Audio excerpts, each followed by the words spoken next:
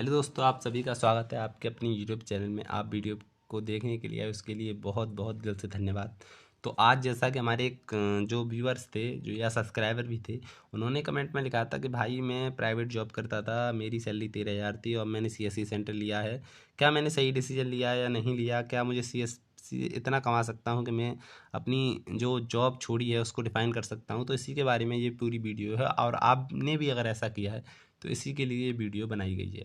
तो पहला रीज़न तो ये है कि बहुत से हमारे दोस्त ऐसे थे जिन्होंने कोरोना काल में जॉब छोड़ी थी और उसके बाद सीएससी सेंटर संचालित किया। कुछ का बहुत अच्छा काम कर रहा था, कुछ का ऐसा रहा कि बिल्कुल डूब गए, पैसे भी थे वो भी चले गए। तो इसके बारे में ये था दोस्तों। सबसे पहली बात कि अगर आपको सीएससी सेंटर खोलना नहीं चाहिए या नहीं खोलना चाहिए, या खोलना चाहिए तो किस जगह खोलना चाहिए, तो डिपेंड करता है कि अगर आपने सीएससी सेंटर खोला है तो आपकी लोकेशन क्या है। अगर आपकी लोकेशन बेटर नहीं हुई तो आप और कुछ नहीं, बस पैसे डुबा बैठोगे और कुछ नहीं। अगर आपकी लोकेशन अच्छी हुई, और फिर डिपेंड करता है आपके व्यवहार के ऊपर कि आपका व्यवहार कैसा है। बेशक आपकी लोकेशन बहुत अच्छी है और अगर आप ग्राहक से ही नहीं बना के रख रहे हो तो आपके सीएससी सेंटर चलने का कोई मतलब नहीं है। क्योंकि ऐसा है, अगर आप आपके गांव में हो और आपकी लोकेशन अच्छी है, कस्टमर भी बेस भी अच्छा है, लेकिन आप चिड़चिड़े रहते हो या कस्टमर से ज़्यादा ही पैसे चार्ज करते हो, कहते हो कि मिलता ही क्या है, ये क्या है, तो फिर कस्टमर आपसे पक जाता है और सीधे दूसरी दुकान पर चला जाता है। ये बात सत्य है, हर कोई जानता है इस बात को। तो ये है कि हमारे दोस्त ऐसे हैं जिन्होंने अच्छी जगह पे सीएसपी सेंटर खोल रखा है, यहाँ पर कस्टमर बेस अच्छा है और कस्टमर से रिलेशन अच्छा है, तो उनका अच्छा खासा एक कमीशन बन जाता है। अगर वो एसपी का सीएसपी चलाते हैं तो उनका कमीशन भी अच्छा खासा 15 से 20 या 25 हज़ार तक बन सकता है। या वो सीएससी चलाते हैं तो उनके पास काम इतना आ जाता है कि काफ़ी अच्छा काम आ जाता है। और कुछ दोस्त ऐसे होते हैं कि उन्हें कुछ नहीं मतलब नहीं, उन्हें तो बस सीएससी खोलना है, उन्होंने दूसरे की कमाई देख ली है, उसकी आ रही है 50,000, अब हम कमाएंगे 70,000। तो वो इस हवा में उसमें आके हवा में आके दुकान खोल लेते हैं और उसके बगल में ही दुकान खोलते हैं। अब ये बताइए, कोई आदमी 5 साल से काम कर रहा है और उसको कम्पीट करने के लिए आप दुकान खोल रहे हो, तो आप ही कस्टमर हो तो आप पुराने वाले के पास जाओगे या नए वाले के पास जाओगे? तो मेनली पुराने वाले के पास जाओगे ना, पुराने से आपका ट्रस्ट बना हुआ है। क्योंकि यार ऐसी बात है, ये काम बैंक के या सीएससी या जिसके जितने भी काम हैं, आय आधार जितने भी काम हैं, ये सब सिक्योरिटी के काम हैं। इसमें क्या है, हमारा ट्रस्ट होना बहुत ज़्यादा ज़रूरी है। क्योंकि अगर आपके पास मनमान से नया सीएसपी उसके पास आया, उसने पैसे पैसे गलत निकाल लिए या पैसे ज़्यादा निकाल लिए, तो ये भी तो रीज़न रहता है। तो ट्रस्ट वर्धक ज़रूरी है। तो ऐसा होता है कि अगर आप ये कह रहे हो कि मैं कंपटीशन में खोला है, तो कंपटीशन बेशक चल तो जाता है, लेकिन उसके लिए आपको काफ़ी ज़्यादा स्ट्रगल करना पड़ता है और अपनी जेब से कुछ जगह पैसे लगाने पड़ते हैं और कुछ दिनों तक इंतज़ार करना पड़ता है, देखना पड़ता है।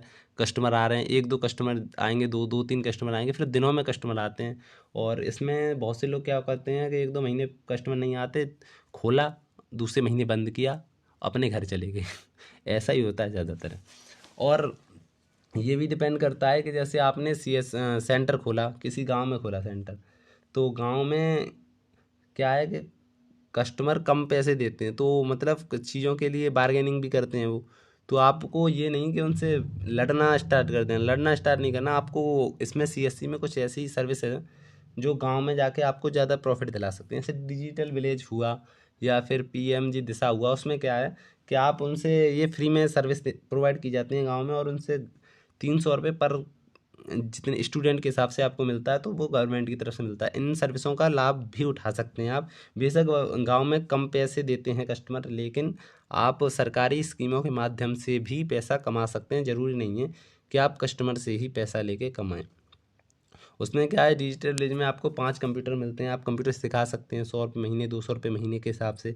और भी पीएम, और उसमें डॉक्टर से टेलीमेडिशन है, टेलीमेडिशन के माध्यम से आप डॉक्टरों से संपर्क करा सकते हैं। और टेली लॉ है, उसमें आप वकीलों से सीधा संपर्क करा सकते हैं। उसके लिए एक छोटा मोटा अमाउंट चार्ज भी कर सकते हैं, जो वकील की फ़ीस होगी उसमें शायद कमीशन भी मिलता होगा कुछ, मैंने यूज़ नहीं की टेली लॉ। तो इस प्रकार आप अनेकों सर्विस हैं उनका यूज कर सकते हैं। और यही है कि अगर आप एसबी का सीएसपी भी चलाते हैं तो सीएसपी में आपको एक सीएसपी है, उसके बगल में ही सीएसपी रख लोगे तो वहाँ पे भी दिक्कत होती है, उसकी कमाई पे भी दिक्कत होती है, आपकी भी पे होती है।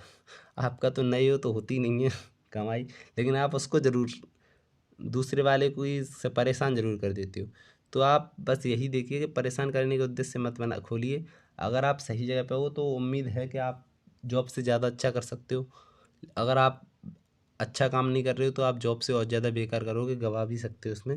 ये कंपलसरी नहीं है। और अब लास्ट बात कहूँ सही सही, तो अब आगे मेरे हिसाब से मुझे नहीं दिखाई दे रहा कि इसमें करियर कुछ ज़्यादा है, क्योंकि डिजिटलाइजेशन का ज़माना आ गया है। हर व्यक्ति अपने मोबाइल पे हर एक सर्विस को एक्सेस कर सकता है, चाहे वो बैंकिंग हो, चाहे वो सीएससी वाली सर्विस हो, आय प्रमाण पत्र, जीवन प्रमाण पत्र, कुछ भी बनाना हो वो अपने मोबाइल पे एक्सेस कर सकता है। फिर भी आपको स्कोप दिखाई देता है तो ज़रूर दुकान खोलिए। और आप सबके लिए बेस्ट ऑफ लक। वीडियो को लाइक कीजिए, सब्सक्राइब कीजिए।